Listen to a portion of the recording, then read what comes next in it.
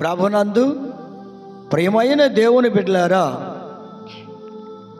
ఆరాధనని ప్రార్థనతో ప్రారంభించుకుందాం. స్తోత్రం తండ్రి, ప్రేమగల దేవుడవు, సర్వశక్తిమంతుడైన దేవుడవు, జాలిగల దేవుడవు, వాత్సల్యత కలిగిన దేవుడవు.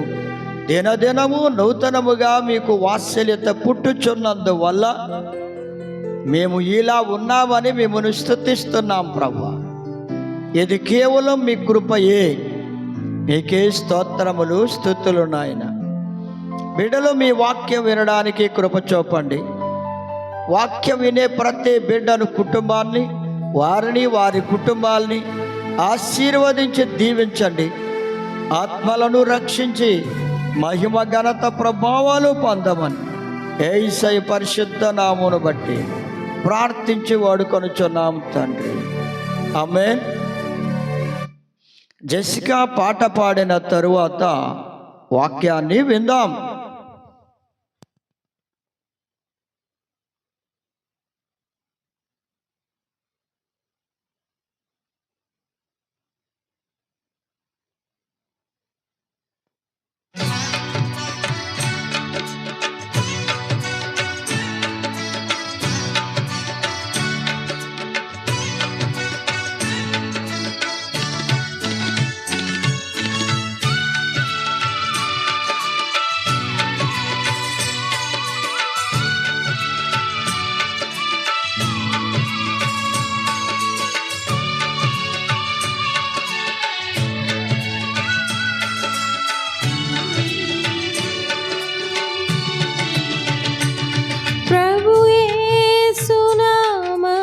శరణం దినమెల్ల చేసిన స్మరణం, హృదయాత్మలో గృహధ్యానమే పలికించే పెదవిని స్వరాలాపం.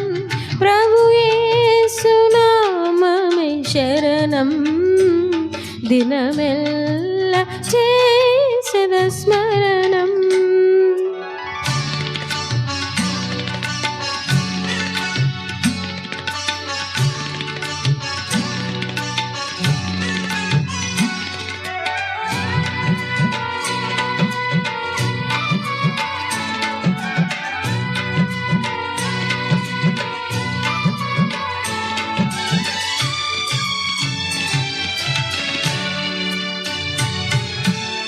కనుల పండుగ కనబడినాదుడు, వీనుల విందుగా వినబడినాదం.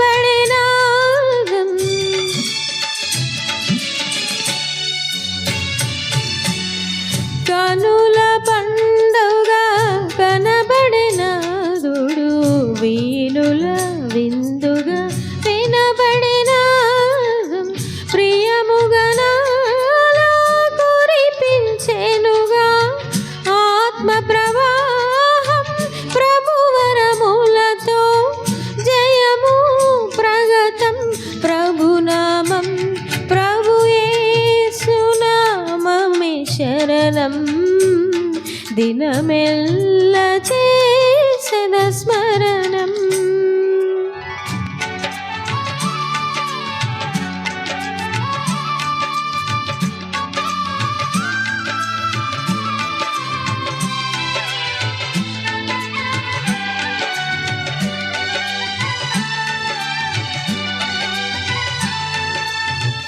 నీకు ముందుగా నడిచెదనేనని నీతి బంధువై నడిపెను యేసు.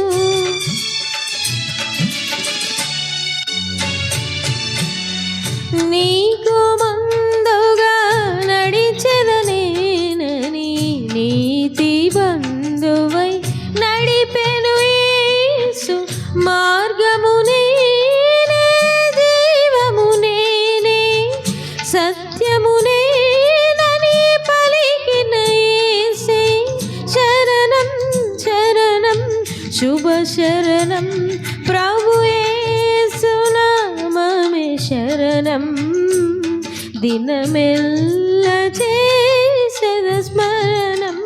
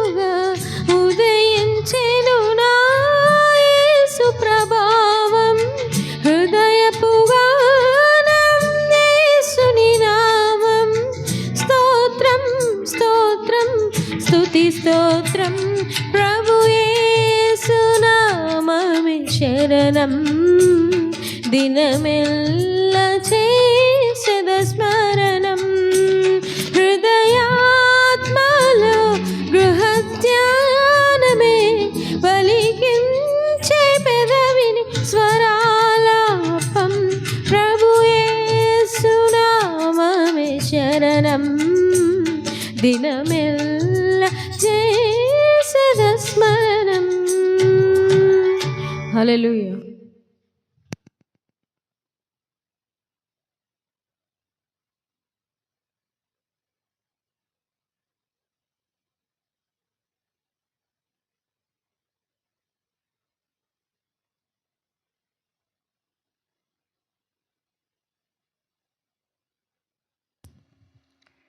ప్రభునందు ప్రేమైన దేవుని బిడ్డలారా, దేవుని వాక్యాన్ని ధ్యానం చేద్దాం.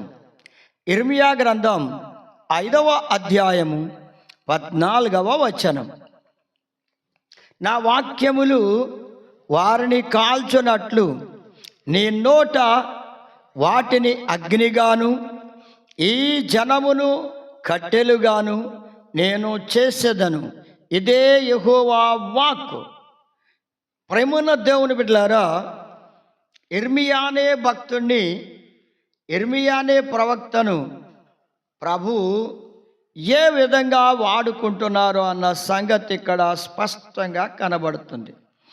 ఇర్మియా ప్రవక్త నోట దేవుని వాక్యాల్ని ఉంచారు దేవుడు. ఆ వాక్యములను అగ్నిగా అతని నోట ఉంచడం జరిగింది.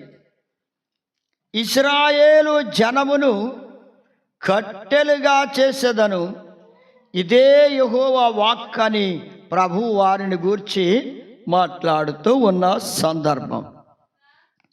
అయితే ప్రేమన్న దేవుని బిడ్డలారా, దేవుని వాక్యము, దేవుని మాట అగ్ని వంటిది. అది అగ్నిగా అతని నోట ఉంచానన్నాడు ప్రభు. నా ప్రియమైన దేవుని బిడ్డలారా, ఇర్మియా గ్రంథం 23వ అధ్యాయము 29వ వచనంలో అంటున్నాడు, నా మాట అగ్ని వంటిది కాదా, బండను బద్దలు చేయు సుత్తె వంటిది కాదా అని ప్రభువు మాట్లాడుతూ ఉన్న సందర్భం. అయితే ఆయన మాట ఎలాంటిది అంటే అగ్ని. ఆయన మాట, ఆయన వాక్కు, ఆయన వాక్యం అగ్ని వంటిది. ఎందుకంటే దేవుని వాక్కే, దేవుని మాటే ఆది యందు ఉన్నది. ఆ వాక్యే లేదా ఆ వాక్యమే భూమి మీదకి శరీరధారిగా కూడా రావడం జరిగింది. యోహాను సువార్త 1వ అధ్యాయములో. కనుక ప్రేమన్న దేవుని బిడ్డలారా, ఇప్పుడు ఆయన మాట అగ్ని వంటిది. వాక్యము లేదా ఆయన వాక్కు అగ్ని. ఈ అగ్ని ఏం చేస్తుంది అంటే, నా ప్రియమైన దేవుని బిడ్డలారా, మీకా గ్రంథం 1వ అధ్యాయం 4వ వచనంలో ఉన్నట్లుగా, అగ్నికి మైనము కరుగునట్లు పర్వతములు కరిగిపోవును. మరి దేవుని వాక్యం అనే అగ్నికి పర్వతాలు మైనములా కరిగిపోతున్నాయి. మైనం కరిగినట్టు కరిగిపోతున్నాయి నీళ్ళల్లో. దేవుని వాక్యం అనే అగ్నికి మానవుని హృదయం అనే కఠిన హృదయం కూడా ఆ అగ్ని వల్ల మైనంలా కరిగిపోవాలి. మనస్సు మార్పు చెందాలి అంటే వాక్యము అలా కరిగించేదిగా ఉంది. మనిషి హృదయాన్ని, కఠినమైన హృదయాన్ని, కాఠిన్యమును తీసివేయడానికి, కాఠిన్యమును కరిగించి వేయడానికి, కఠినత్వాన్ని కరిగించి వేయడానికి సిద్ధంగా ఉంది అగ్ని వంటి దేవుని వాక్యం. చూడండి, ఇర్మియా ప్రవక్తే, ప్రేమన్న దేవుని బిడ్డలారా, ఇర్మియా గ్రంథం 20వ అధ్యాయం 9వ వచనంలో ఆయన అంటున్నాడు, ఈ ప్రజలకు, ఇశ్రాయేలీయులకు ఎంత చెప్పినా వారు ఆలకించడం లేదు. ఇక వారు వినేవారు కాదు గనుక నేను వారికి ఆయన పేరు చెప్పను, ఆయన నామాన్ని బట్టి ప్రకటింపను అని అనుకున్నాడంటండి. వీరు వినడం లేదు, తిరుగుబాటు చేస్తున్నారని. అయితే అతని హృదయములో దేవుని వాక్యము హృదయంలోనంటే అగ్ని వలె మండడం మొదలుపెట్టింది. అది ఎముకల్లో మూయబడి ఉన్నట్లుగా ఉంది. ఇక నేను భరించలేకపోతున్నాను, తప్పకుండా వారు వినినా వినకపోయినా వారికి నేను చెప్పడం మానని తీర్మానం చేసుకున్నాడు. చూడండి ప్రేమోన్నద్దామని బిడ్డలారా, వాళ్ళు వినినా వినకపోయినా వారికి మాత్రం నేను చెప్పడం మాను అంటున్నాడు ఇర్మియా ప్రవక్త. ఎందుకు అంటే హృదయములో మంట పుట్టింది. హృదయం మండించబడుతుంది అగ్ని వలె. అగ్ని హృదయాన్ని మండిస్తుంది, ఇర్మియా యొక్క హృదయాన్ని. ప్రేమన దేవుని బిడ్డలారా, మీ హృదయాన్ని కూడా దేవుని వాక్యము వింటున్నప్పుడు మీ హృదయం కూడా మండుతూ ఉంటుంది. అది మీరు గ్రహించాలి. ఇర్మియా గ్రహించాడు. అయ్యో, నేను చెప్పకూడదు, మాట్లాడకూడదు అనుకుంటే, ఆయనను గురించి చెప్పకూడదు అనుకుంటే నా హృదయములో ఆ వాక్యము అగ్ని వలె నా హృదయాన్ని మండించేస్తుంది, మండిపోతూ ఉంది, మండుచూ ఉంది. కనుక నేను తప్పకుండా చెప్పకుండా ఉండలేను, చెప్తాను అని తీర్మానం చేసుకున్నా. ఇర్మియా ప్రవక్త వలె మీరు కూడా మీ హృదయాల్లో దేవుని వాక్యం అనే అగ్ని మండుచూ ఉన్నప్పుడు మీరు కూడా గ్రహించాలి. ఆయన సత్యాన్ని గ్రహించాలి. ఆయన కృపను గ్రహించేవారిగా ఆయన చిత్త ప్రకారం చేయడానికి తీర్మానం చేసుకోవాలి. ప్రేమానద్దామని బిడ్డలారా, ఇర్మియా తీర్మానం చేసుకున్నట్లుగా నీవు కూడా తీర్మానం చేసుకుంటే నీ హృదయం కూడా అగ్ని వలె నీ హృదయం మండుచు ఉన్నప్పుడు నీ ఆత్మ మండుతూ ఉంటుంది. ప్రేమానద్దామని బిడ్డలారా, ఆత్మీయ మంట కలుగుతుంది. ఈ ఆత్మీయ మంట నీ జీవితంలో కలిగితే నీ ఆత్మ మంట వలన నీ జీవితం అంతా పవిత్రపరచబడుతుంది, శుద్ధి చేయబడుతుంది. ప్రేమానద్దామని బిడ్డలారా, లూకాసు వార్త చూడండి 24వ అధ్యాయం 32 అలాగే 13వ వచనం చూస్తే, 32వ వచనం 13వ వచనం చూస్తే ఇక్కడ ఎమ్మాయి పట్టణం అనే ఒక పట్టణం ఉంది. యెరూషలేముకు 8 మైళ్ళ దూరము ఉన్న, యెరూషలేము నుండి ఎమ్మాయి పట్టణం 8 మైళ్ళ దూరం. అలాంటి పట్టణానికి, అమ్మాయి పట్టణానికి యేసు ప్రభువారి యొక్క శిష్యులు 2 బయలుదేరారు, వెళ్ళిపోతూ ఉన్నారు. వాళ్ళు ప్రయాణం చేస్తూ ఉంటే, ప్రియమైన దేవుని బిడ్డలారా, ఆ ప్రయాణములో మార్గములో ప్రభువు వారితో ప్రయాణం చేయడం మొదలుపెట్టారు. వాళ్ళ మధ్యలో ఆయన ఉండి ప్రయాణం చేస్తుంటే వాళ్ళు ఆయనతో మాట్లాడుతున్నారు. ఎవరో కొత్త వ్యక్తిలా ఉన్నాడు, ఈయనకి ఏం తెలుసో తెలియదో అని. మరి యేసు ప్రభువారిని సిలువ వేశారు 3 రోజుల క్రితం, మరి నీకేమైనా తెలుసా అంటే ఆయన్ని ప్రశ్న వేస్తూ ఉన్నారు. అలా వాళ్ళు మాట్లాడుకుంటూ యేసయ్యను గురించి మాట్లాడుతూ వెళుతూ ఉన్నారు. యేసయ్య వారితో మాట్లాడడం మొదలుపెట్టాడు. ఎప్పుడైతే యేసు ప్రభువారు ఆ శిష్యులతో మాట్లాడడం మొదలుపెట్టారో, ఆ మార్గములో నడుస్తూ ఉన్నప్పుడే ఎమ్మాయి పట్టణానికి ఆ శిష్యులు వెళుతూ ఉన్నప్పుడే ఆయన వారితో మాట్లాడుతుంటే, ఆయన మాటలు వారు వింటూ ఉన్నప్పుడు వారి హృదయాలలో మంట పుట్టిందంట. వారి హృదయాలు మండుచూ ఉన్నాయి. ప్రేమన దేవుని బిడ్డలారా, వారి హృదయాలు మండడానికి గల కారణం ఏమిటంటే ప్రభు మాట్లాడుతున్న ప్రతి మాట వారి హృదయాన్ని మండిస్తూ ఉన్నది. వాళ్ళ హృదయాలు మండుచూ ఉన్నాయి. ఆయన వాక్కు, ఆయన మాట అగ్ని వలె వాళ్ళ హృదయాన్ని మండిస్తూ ఉన్నది. ప్రేమన్న దేవుని బిడ్డలారా, వాళ్ళు ప్రయాణం చేస్తూ ఉన్నంత సేపు ఆయన వారితో మాట్లాడుతూనే ఉన్నాడు. వాళ్ళ హృదయం మండుతున్నది, వాళ్ళ ఆత్మ మండుతూ ఉన్నది. ప్రభు మాటలు వారి హృదయాల్ని అగ్ని వలె మండిస్తూ ఉన్నాయి. దేవుని వాక్యము వింటున్న దేవుని బిడ్డలారా, వాక్యం వింటున్నప్పుడు మీ హృదయాల్లో మంట పుట్టుట లేదా?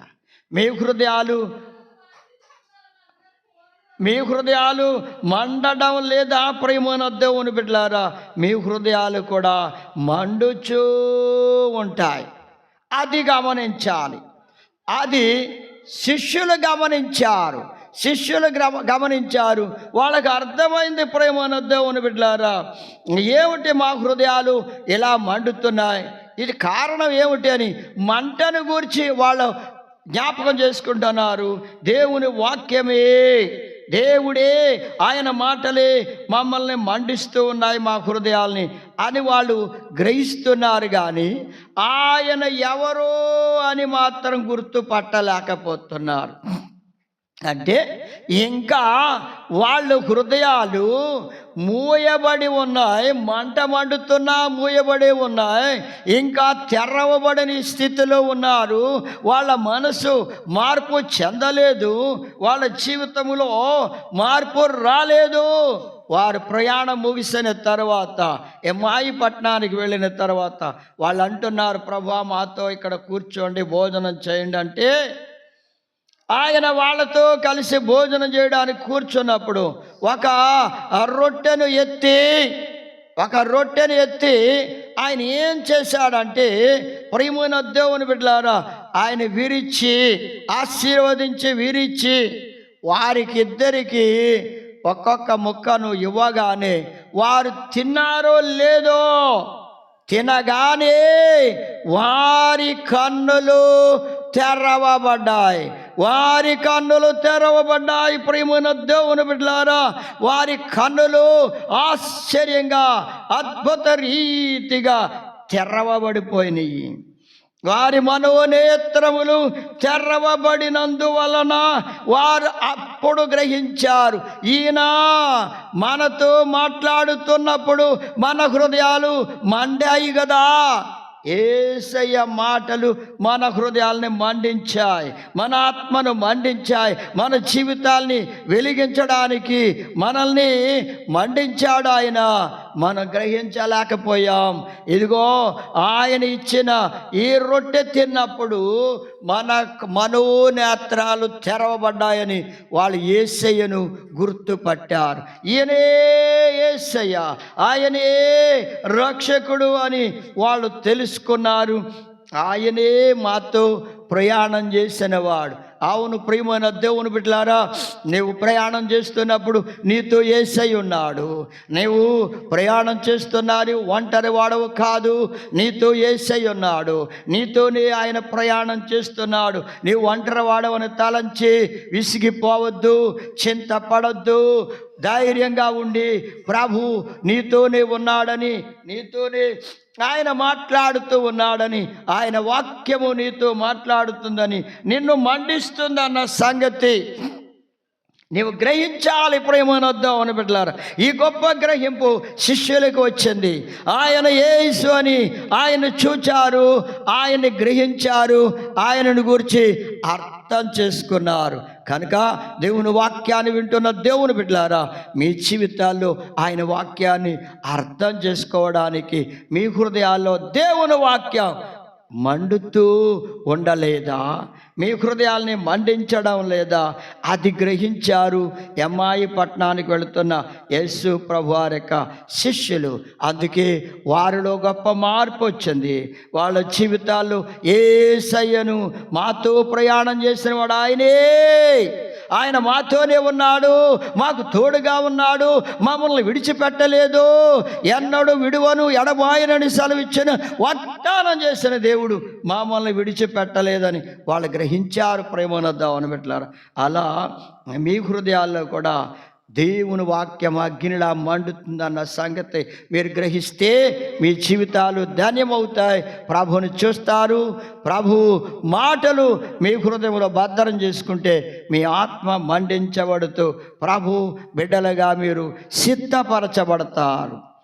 ఇక రెండవ సందర్భం ఏమిటంటే నిర్గమకాండం 3వ అధ్యాయం 2వ వచనంలో చూస్తే ఒక పొద నడిమిని అగ్ని జ్వాలలో యెహోవా దూత అతనికి ప్రత్యక్షమాయను. అతడు చూచినప్పుడు అగ్ని వలన ఆ పొద మండుచుండెను, కానీ పొద కాలిపోలేదు. ఇక్కడ హోరేబు పర్వతము మీద పొదలో నుండి మంటలు వస్తున్నాయి. పొద మండిపోతూ ఉన్నది, పొద మండుతూ ఉన్నది, అగ్ని చేత పొద మండుతూ ఉన్నది, కానీ పొద మాత్రం కాలిపోవడం లేదు. ఈ సంగతి మోషే చూచాడు. మోషే చూచి ఏం చేస్తున్నాడంటే, ఇక ఈ ఆశ్చర్యం ఏమిటో, ఈ అద్భుతమైన సంగతి ఏమిటో, ఇంతకాలము నేను సుమారు 40 సంవత్సరములు అరణ్యమంతా తిరిగాను, గొర్రెల మందలను మేపుతూ వచ్చాను, ఎప్పుడు ఎక్కడ ఎన్నడూ నేను చూడని కానీ విని ఎరగని ఈ గొప్ప సంగతి నా కళ్ళ ముందు ప్రత్యక్షమైంది. ఈ సంగతి ఏమిటో నేను తెలుసుకోవాలి అనే ఆలోచన అతనిలో పుట్టింది. నా ప్రియమైన దేవుని బిడ్డలారా, నీ జీవితంలో ఎన్ని సంవత్సరములైనవో ఇప్పటికీ నీవు జన్మించి, ఇప్పటికైనా అసలు ఆయన వాక్యము ఏమై ఉంది, ఆయన ఎలాంటి వాడై ఉన్నాడు, ఎటువంటి వాడై ఉన్నాడు, ఆయన ఎవరో నేను తెలుసుకోవాలని ఆశ నీలో కలుగుతుందా? ప్రియమైన దేవుని బిడ్డలారా, మోషేలో కలిగింది. ఈ ఆశ కలగగానే అతని ఆశ కలిగిన వాని ప్రాణమును దేవుడు తృప్తిపరుస్తాడు గనుక మోషే కొండ ఎక్కడానికి సిద్ధపడుతున్నాడు. వెంటనే ప్రభు అన్నాడు, నీవు కొండ ఎక్కాలంటే నీ పాదములకున్న జోళ్ళు తీసివేసి కొండ ఎక్కమన్నాడు. ఆ పొద దగ్గరికి వెళ్ళడానికి ముందు జోళ్ళు తీసేయాలన్నాడు. అవును, ఇక్కడే ఆ పొదను సమీపించడానికి, ఆ అగ్నితో మండుచున్న ఆ పొద దగ్గరికి వెళ్ళడానికి, పొద మాత్రం కాలిపోవడం లేదు, పచ్చగానే ఉంది, మంటలు మాత్రం వస్తున్నాయి, పొద మండుతూనే ఉంది. అది తెలుసుకోవాలని ఈయన కోరికతో ఆశతో ఉన్నాడు. జోళ్ళు తీసేయమన్నాడు. ప్రభు స్వరం వినబడుతుంది, ఆయన మాట వినబడుతుంది. ఆ మాట మోషేలోనికి ప్రవేశించి మోషేలో పశ్చాత్తాపము కలిగే అంతవరకు తీసుకొని వెళ్ళింది. అయ్యో, నా పాదాలకి ఇంకా జోళ్ళున్నాయా? నేను ఇంకా పాపములోను, మోసములోను, అపవిత్రతలోను, దుష్టత్వంలో మిగిలిపోయి ఉన్నానా? నేను అవడానికి ఇశ్రాయేలుని చెప్పుకుంటున్నాను, దేవుని బిడ్డను అనుకుంటున్నాను, కానీ ఇంకా నా జీవితంలో పాపము ఉన్నదా? అయ్యో అని పశ్చాత్తాపము పడుతున్నాడు. జోళ్ళని తీసివేయమన్నాడంటే నాకు యోగ్యత లేదనే కదా, నాకు అయోగ్యత ఉన్నదని, యోగ్యత లేనివాడని ఆయన నాతో మాట్లాడుతున్నాడని గ్రహింపు వచ్చింది. రాగానే ఆ జోళ్ళను అక్కడ తీసివేసి తన దోషములు, ఐగుప్తు దేశములో ఉండగా తాను ఏం చేశాడో, ఈ అరణ్యములో తిరుగుతూ ఉండగా తాను ఎలా ప్రవర్తించాడో, తన ప్రవర్తన అంతటి విషయములో దేవుని అధికారమునకు లోబడుతూ తాను పశ్చాత్తాపడుతున్నాడు. ఈ ఆశ్చర్యమున సంగతిని బట్టి నా జీవితము ఇంకెంతకాలము ఇలా భయంకరముగా పాపముతో నిండి ఉండాలి అని కన్నీళ్లు కారుస్తున్నాడు. పశ్చాత్తాపడి ఒప్పుకుంటున్నాడు. దేవుని దగ్గర క్షమాపణ కోరుకుంటూ, ప్రభువా, నిన్ను సమీపించడానికి, ఈ అగ్ని దగ్గరికి రావడానికి నేను సరిపోనయ్యా. ఆ మంటలు పొదను కాల్చడం లేదు, ఒక్కవేళ నన్ను కూడా కాలుస్తాయేమో, మరి నా సంగతి ఏమిటి అని ఆయన పశ్చాత్తాపడి అక్కడికి సమీపించడానికి నాకు యోగ్యత దయచేయండి, అర్హత దయచేయండి అని కన్నీళ్లు కార్చి పశ్చాత్తాపడ్డాడు. వేదనతో, దుఃఖముతో, రోదనతో అతడు తన పాపములన్నీ ఒప్పుకొని క్షమాపణ కోరుకొని ఆ పర్వతం మీదకి అడుగులు వేస్తూ ఎక్కి వెళ్ళాడు. ఆ అగ్ని మండుతున్న పొద దగ్గరకి. ఇక ప్రభువు అతనితో మాట్లాడడం మొదలుపెట్టాడు. ఇప్పుడు అతని హృదయము, అతని జీవితము, అతని ఆత్మ మండుచు ఉన్నది. ప్రభు అతనితో మాట్లాడుతుంటే మంట పుట్టింది. అగ్ని ఆ పొదను మండిస్తున్నట్లుగా ఇతని హృదయం, మోషే హృదయం మండుచునే ఉన్నది. కానీ మోషే మాత్రం కాలిపోవడం లేదు. పొద కాలిపోనట్లుగానే ఆయన మండుతూ ఉన్నాడు, కానీ మోషే కాలిపోవడం లేదు. ఆ మంటల దగ్గర నిలబడ్డాడు. ప్రభు అతనితో మాట్లాడుతుంటే ఆ మాటలన్నీ వింటున్నాడు. ఆయనతో మాట్లాడుతూ ఉన్నాడు, సమాధానం కూడా చెప్తున్నాడు. నా ప్రియమైన దేవుని బిడ్డలారా, ప్రభు నీతో మాట్లాడతాడు. ఆయన నీ హృదయాన్ని మండిస్తూ ఉన్నప్పుడు నీవు ఆయనకు లోబడితే ఆయన ఆశ్చర్యమైన కార్యాలు నీ ఎడల చేస్తాడు. కానీ మోషే లోబడ్డానికి భయపడుతున్నాడు, విధేయత చూపడానికి భయపడుతున్నాడు. ఐగుప్తు దేశమునకు వెళ్ళి నా ప్రజల్ని విడిపించమంటే ఆ ఫరోకు భయపడుతున్నాడు. అంతకుముందు ఆయన చేసిన పనులను బట్టి, కార్యములను బట్టి అక్కడికి వెళ్ళడానికి వెరస్తూ ఉన్నాడు, భయపడిపోతూ ఉన్నాడు. అయితే ప్రభు అంటున్నాడు, నువ్వు అక్కడికి వెళ్ళాలి అని అంటుంటే ఆయన, నేను నత్తివాడిని, మాటలు రావు, అవి ఇవి ఏవో చెప్తూ ఉన్నాడు, ఆటంకాల అడ్డులు. కానీ ప్రభు అంటున్నాడు, నీ వెళ్ళాలి, నీ వెళ్ళి ఆ నా ప్రజలైన ఇశ్రాయేలీయులను విడిపించాలి, ఆ ఐగుప్తు నుండి కానాను దేశానికి నడిపించాలని ప్రభు అతనితో మాట్లాడుతుంటే ప్రభు మాటకు లోబడ్డాడు. అద్భుతమైన కార్యం ప్రభు చేశాడు. మోషే జీవితములో అతని హృదయం, అతని జీవితం ఆ అగ్ని వల్ల మండినందువల్ల మార్చబడ్డాడు. సంపూర్ణమైన మార్పు వచ్చింది. సంపూర్ణమైన ఆత్మీయ జీవితములోనికి వచ్చాడు. దేవుని మహిమ అతనిలోనికి ప్రవేశించింది. దైవ కార్యాలు చేయడానికి నిశ్చయించుకున్నాడు.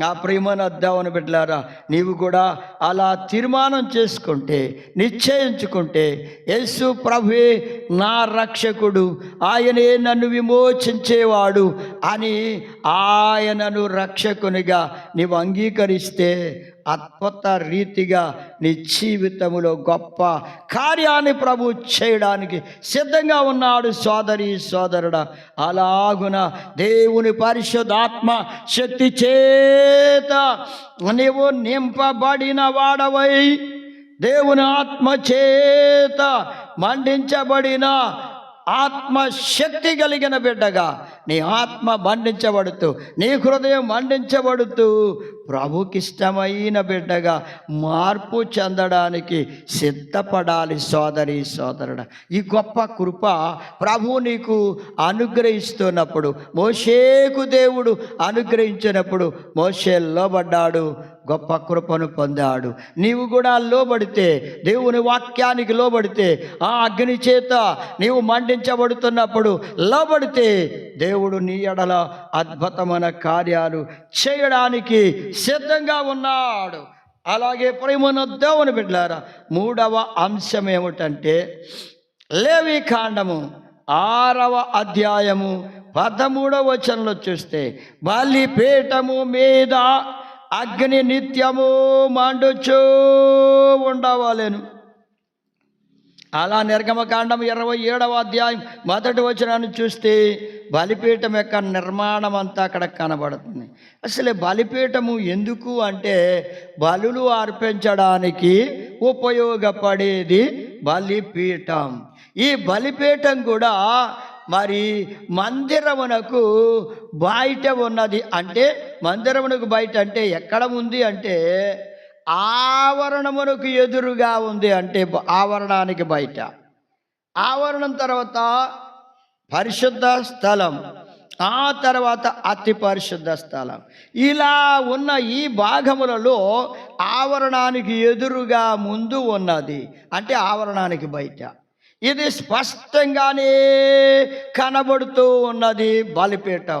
ఎందుకు అంటే అందరికీ కనబడే రీతిగా ఎందుకు అక్కడ ఉంచబడింది అంటే ఆవరణములోనికి ప్రజలు వస్తారు, వారు బలులు అర్పిస్తారు. దేవుణ్ణి శాంతిపరచడానికి, ఆయనని మరి ఆయనకి లోబడి ఆయన బిడ్డలుగా జీవించాలని వారు ఆ మొక్కుకున్న మొక్కుబళ్ళు తీర్చడానికి వారు అక్కడికి వస్తారు గనుక అందరికీ ఆ బలిపీఠం కనబడుతూ ఉంది. ఆ బలిపీఠము ఎప్పుడు మండుతూనే అగ్ని చేత నిత్యము మండుచూ ఉండాలి. అగ్ని చేత నిత్యము మండుచూ ఉండాలి. బలిపీఠము ఆరిపోకూడదు. ప్రేమనద్దోని బిడ్డలారా, ఆ బలిపీఠం వలె ప్రభువు నిన్ను సిద్ధపరిచాడు. నీవు కూడా ఒక బలిపీఠం వలె, నీ హృదయం కూడా ఒక బలిపీఠం వలె ఉండాలి. నీవు ప్రభువు చేత ఏర్పరచబడిన బిడ్డవని, ఆయన బిడ్డగా నీ ఉంటూ ఆ నీ బలిపీఠం ఎప్పుడు అగ్ని చేత, దేవుని వాక్యం చేత నిత్యము మండుచూనే ఉండాలి. అనగా ఆ బలిపీఠం మీద బలులు అర్పించబడాలి. బలి ద్రవ్యం అనేది అనగా ప్రార్థనలో ఆ బలిపీఠం మీద నుండి నీ హృదయములో నుండి రోజు బలిపీఠం మీద నుండి ప్రార్థనలు చేయబడుతూ ఉండాలి. అలా చేయాలి నీవు. అందుకే దేవుడు నిన్ను ఎక్కడ పెట్టాడు?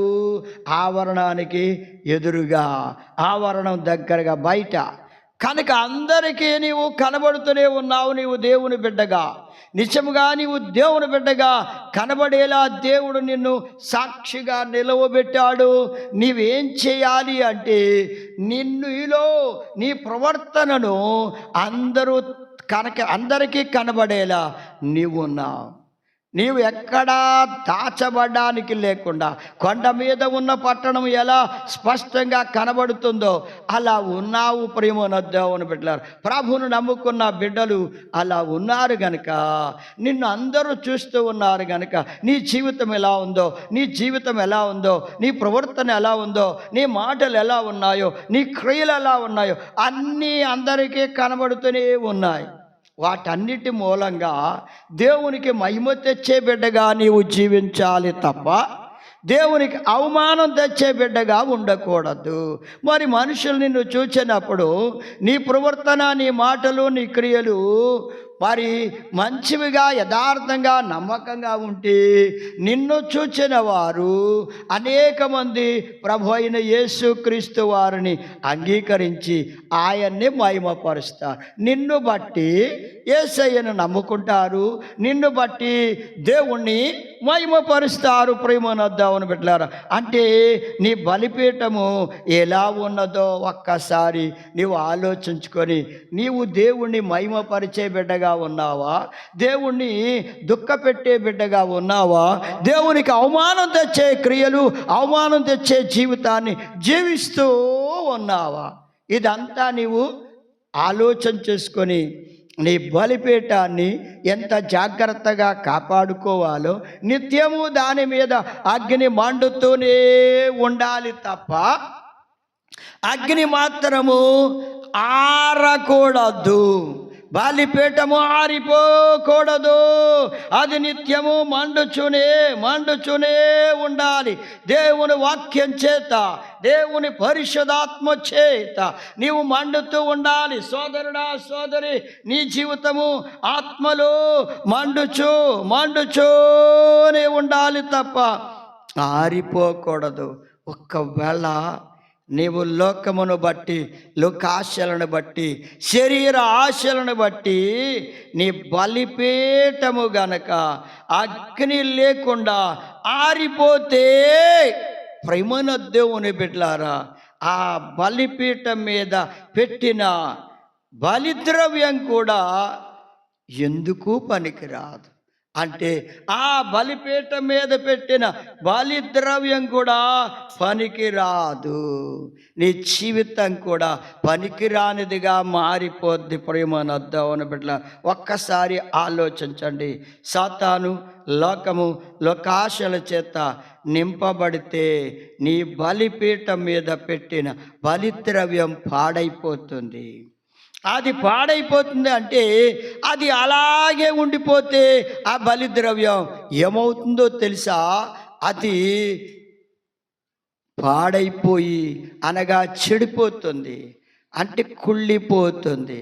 నీ హృదయం, నీ జీవితం, నీ ఆత్మీయ జీవితం కూడా పాడైపోయి వాసన కొడుతూ ఉంటుంది, చెడ్డ వాసన వస్తుంది. కనుక అగ్ని చేత కాల్చబడుతూ ఉంటే చెడ్డ వాసన రాదు. కానీ నీ బలిపీఠం మీద పెట్టిన ఆ బలిద్రవ్యం గనక, ఆ బలులు గనక అవి అగ్ని లేకపోతే బలిపీఠం మీద అది దుర్వాసన కొడతాయి, అపవిత్రమైన పరిస్థితి వస్తుంది, చాలా వేదన, భరించలేని పరిస్థితి. నిన్ను చూచిన వారు నిన్ను బట్టి దేవుణ్ణి మహిమపరచలేరు. దేవునికి నీవు అవమానం తెచ్చిన బిడ్డవవుతావు. కనుక నీవెంతో జాగ్రత్తగా ఉండాల్సింది. ప్రభు నమ్ముకున్న దేవుని బిడ్డలారా, మీ బలిపీఠం మీద అగ్ని నిత్యము మండుచునే ఉండాలి తప్ప మండకపోతే నీవు చేసే ప్రార్థనలకు జవాబు రాదు. సరిగదా? ఆ బలిద్రవ్యం పాడైపోయి వాసన కొట్టే స్థితి, నీ విశ్వాస జీవితం పాడయి లోకమునకు అసహ్యంగా కనబడతావు. జాగ్రత్తగా ఆలోచన చేసుకో ప్రియమైన దేవుని బిడ్డలారా. ఇక అందులోనే ఆ బలిపీఠం మీద ప్రియమైన దేవుని బిడ్డలారా, నీవు బలిద్రవ్యం పెట్టినప్పుడు ఆ బలిద్రవ్యం సగం కాలి, సగం దహించబడి, సగము దహించబడకపోతే ఆ బలిద్రవ్యం వల్ల కూడా ఉపయోగం లేదు. ఎందుకంటే అది సువాసనిచ్చే హోమంగా ఉండదు, కానీ అది కూడా అసహ్యంగానే ఉంటుంది. అంటే సగము లోకములోను, సగము దేవునిలోను జీవించే స్థితి నీలో నామకార్థమైన బ్రతుకు కనబడుతుందేమో. ప్రభు నమ్ముకున్నానని చెప్పుకుంటున్నావు, కానీ సంపూర్ణత నీలో కలగడం లేదేమో, ఇంకా పరిశుద్ధత ఏర్పడలేదేమో. ఆలోచన చేసుకో ప్రియమైన దేవుని బిడ్డలారా. ఇటు లోకాన్ని విడిచిపెట్టలేక, ఇటు దేవుణ్ణి విడిచిపెట్టలేక లోకాశల చేత నీవు నింపబడుతూ ఉంటే సగము దహించబడిన బలిద్రవ్యములాగాను, అలాగే సగము దహించబడిన బలిద్రవ్యం వలె ఉంటే నీ ప్రార్థనలు దేవుని సముఖమునకు ఎక్కి వెళ్ళలేవు. చూడండి, కొర్నేలు యొక్క ప్రార్థనలు దేవుని సముఖానికి ఎక్కి వెళ్ళాయి. అలా నీవు బలిపీఠం మీద అర్పించే బలిద్రవ్యాలు అంటే ప్రార్థనలు, ఇవన్నీ దేవుని సముఖానికి నీవు చేసే యాచనలు, లేదా లేకపోతే ఆ విజ్ఞాపనలు, ఆ ప్రార్థనలన్నీ దేవుని సముఖానికి ఎక్కి వెళ్ళాలి. ఎక్కి వెళుతున్నాయా? లేకపోతే మధ్యలో ఆగిపోతున్నాయి. ఎందుకంటే సగం లోకంలోను సగం దేవునిలోను నీవు జీవిస్తూ ఉంటే, నీకు అవసరమైనప్పుడు ప్రార్థన చేస్తూ ఉన్నావు, కష్టం వచ్చినప్పుడు చేస్తున్నావు, శ్రమ కలిగినప్పుడు చేస్తున్నావు, ప్రభువా నన్ను క్షమించు అని అడుగుతున్నావు. నీ అవసరాల కోసం నీవు దేవుణ్ణి అడుగుతూ ఉన్నావు. మరలా అవసరాలు తీరిపోయిన తరువాత మరలా దేవుని దగ్గరికి రాలేకపోతున్నావు, దేవుణ్ణి అడగలేకపోతున్నావు, ప్రార్థించలేకపోతున్నావు, బలిద్రవ్యాన్ని మరి దహించబడేలా చేయలేకపోతున్నావు. అది సగం దహించబడి సగం దహించబడనిదిగా మిగిలిపోతూ ఉంది. అనగా వాయుమండల అధిపతి, గాలిలో ఉన్న వాయువులు, ఆకాశమునకును భూమికి మధ్యలో ఉన్న ఆ వాయువులు ఉన్నాయే గాలి, ఆ వాయుమండల అధిపతి నీ ప్రార్థనని ఆపేస్తున్నాడు. ఎందుకంటే సగము అతనికి సంబంధించినవి, సగం దేవునికి సంబంధించినట్లుగా నీవు ఉన్నావు గనుక వాడు నీ ప్రార్థనని ఆపేస్తున్నాడు. నీ ప్రార్థనకి జవాబు అపవాది ఆపేస్తున్నాడు కనుక నీ ప్రార్థనలకి సమాధానం రావడం లేదు, దేవుని యొద్దకు ఎక్కి వెళ్ళడం లేదు. అందుకే ఎన్ని సంవత్సరాలు ప్రార్థన చేశారో నీ ప్రార్థనకి జవాబు రాకపోవడానికి కారణం అదే. కనుక ప్రియమైన దేవుని బిడ్డలారా, సంపూర్ణంగా దహించబడిన బలిద్రవ్యము సువాసన వస్తుంది. సంపూర్ణంగా దహించబడాలి. సంపూర్ణంగా దహించబడితే బలిద్రవ్యం, నువ్వు దేవునికి ఇష్టమైన బిడ్డగా, నీ ప్రార్థనలు దేవునికి ఇష్టమైనవిగా, నీ యాచనలు, నీ అలా విజ్ఞాపనలు దేవునికి ఇష్టమైనవిగా ఉంటే ముందు నీ బలిపీఠము మండుచూ ఉండాలి. అది అగ్ని చేత నిత్యము మండుచూ ఉంటే, ప్రియమైన దేవుని బిడ్డలారా, నీ ఆత్మీయ జీవితం, నీ హృదయము మండుచూ ఉండాలి, పరిశుద్ధపరచబడుతూ ఉండాలి. అగ్ని చేత కాల్చబడుతూ మండుచూ ఉంటే పవిత్రపరచబడుతూ ఉంటావు. దేవుని పరిశుద్ధాత్మ శక్తి చేత, అగ్ని చేత, దేవుని వాక్యమనే అగ్ని చేత నీవు కాల్చబడుతూ ఉంటే, నిత్యము మండుతూ ఉంటే నీ ప్రార్థనలు దేవుని సముఖమునకు ఎక్కి వెళతాయి. ప్రేమనొద్దామని పెట్టారు. నీలో పరిశుద్ధతను నీవు కలిగి ఉంటే, యథార్థతను కలిగి ఉంటే, నమ్మకమైన జీవితాన్ని ప్రభు కొరకు జీవిస్తూ ఉంటే, నీ ఆత్మ దేవునికి లోబడి పరిశుద్ధమైన జీవితాన్ని జీవించడానికి నీవు ఇష్టపడి నీవు నమ్మకమైన బిడ్డగా జీవిస్తూ ఉంటే, నీవు చేసే ప్రతి ప్రార్థనలు పరిశుద్ధపరచబడి పరిశుద్ధుల ప్రార్థనల వలె, పరిశుద్ధుల ప్రార్థనలనే పాత్ర వలె అవి పరలోక రాజ్యమునకు ఎత్తబడతాయి. ప్రేమనొద్దామని బిడ్డలారా, నీకు జవాబు ఇవ్వడానికి ప్రభు సిద్ధంగా ఉన్నాడు. అక్కడ నుండి నీకు జవాబు వస్తుంది. నీవు ధన్యుడవుతావు. ప్రేమనొద్దామని బిడ్డలారా, అందుకే నీ బలిపీఠం అనేది, బలిపీఠం మీద అగ్ని మండుతూ నిత్యము మండుతూనే ఉండాలి. నిత్యము అగ్ని చేత మండుచూ ఉండాలి. దేవుని పరిశుద్ధాత్మ అగ్ని చేత, దేవుని వాక్యమును అగ్ని చేత నీ జీవితం మండించబడుతూ ఉండాలి. అలా నీవు మండించబడుతూ ఉంటే నా ప్రియమైన దేవుని బిడ్డలారా, దేవుని కృపను పొందుతావు. నీ ఆత్మీయ జీవితం నమ్మకమైనదిగా ఉంటుంది. నిన్ను బట్టి అనేక మంది మార్చబడతారు. చూడండి, మోషేను బట్టి ఇశ్రాయేలీయుల జీవితములు వారు ఎంతమంది మార్చబడ్డారో చూడండి. ఆయన జీవితం సాక్ష్యార్థంగా ఉంది. మోషే హృదయము మండింది, ఆ పొద మండుతూ ఉంది, కాలిపోలేదు. అలా ప్రియమైన దేవుని బిడ్డలారా, మరి నీ జీవితం కూడా అనేక మందికి సాక్ష్యార్థంగా ఉండాలి. అనేక మందిని విడిపించాడు ఆయన ఐగుప్తు దేశము నుండి.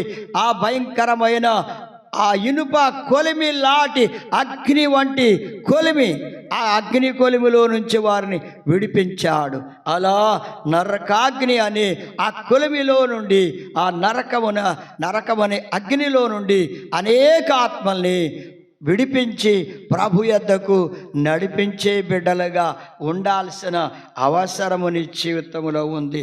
ప్రేమనొద్దామని బిడ్డలారా, దేవుని వాక్యమున అగ్ని చేత నిత్యము నీవు మండుతూ ఉండాలి. నీ బలిపీఠం, నీ జీవితం అలాగే మోషే వలె ఆ పొద మోషే చూస్తున్నాడు, పొద మండుతుంది కానీ కాలిపోలే. అలా నీ జీవితంలో నీవు కూడా మోషే వలె తీర్మానం చేసుకొని ఆయన మండుతూ అనేక మందిని ప్రభు యొద్దకు నడిపించినట్లుగా నీవు కూడా నడిపించడానికి సిద్ధపడాలి. ప్రియమనొద్దామని బిడ్డలారా, ఎమ్మాయి పట్టణానికి వెళుతున్న ఆ శిష్యులు కూడా ప్రభువుతో నడుస్తూ ఉన్నప్పుడు ఆయన మాట్లాడుతున్న ప్రతి మాట, ఆ వాక్యం, ఆయన వాక్కు వాళ్ళ హృదయాన్ని మండించింది. అలా నీ హృదయంలో మంట మండినప్పుడు నీ జీవితంలో మార్పు వస్తుంది. ఆ ప్రభు నిన్ను రక్షించి ఆయన బిడ్డగా చేసుకుంటాడు. ఆ నిత్యరాజ్యంలో ప్రవేశించడానికి నీ జీవితము సిద్ధపరచబడుతుంది. అలాంటి గొప్ప కృపను పొందడానికి తీర్మానం చేసుకో. దేవుడు తన కృప మీకు అనుగ్రహించును గాక. ఆమేన్. ప్రార్థన చేద్దామండి. స్తోత్రము నాయన, స్తోత్రం చెల్లిస్తున్నాం. ఆశ్చర్యకరుడైన దేవుడవు, అద్భుతమైన దేవుడవు, శక్తిగల దేవుడవు. మీ వాక్యమనే అగ్ని నాయన ప్రతి బిడ్డ హృదయమును, జీవితమును, ఆత్మను పరిశుద్ధపరచి విశ్వాస సంబంధమైన బిడ్డలుగా, ఆత్మ సంబంధమైన బిడ్డలుగా సిద్ధం చేస్తుందని విన్నాం. అట్టి గొప్ప కృప ప్రతి బిడ్డకు అనుగ్రహించి మీ కృపలో ఎదుగునట్లుగా, జీవించినట్లుగా ఒక్కొక్కరిని సిద్ధం చేసి బలపరచండి. వాక్యం వింటున్న ప్రతి బిడ్డ హృదయాన్ని మీ ఆ వాక్యమని అగ్ని చేత మండించి, రక్షించి, ఆశీర్వదించి వారి వారి కుటుంబాల్ని దీవించమని యేసయ్య పరిశుద్ధ నామమును బట్టి ప్రార్థించేవాడు కొనుచున్నాం తండ్రి. ఆమేన్. తన తండ్రి అయిన దేవుని ప్రేమ, ప్రభు అయిన యేసుక్రీస్తు వారి కృప, పరిశుద్ధాత్మ అన్యోన్య సహవాసం బిడ్డలందరికీ సదాకాలం తోడై నడిపించును గాక. ఆమేన్.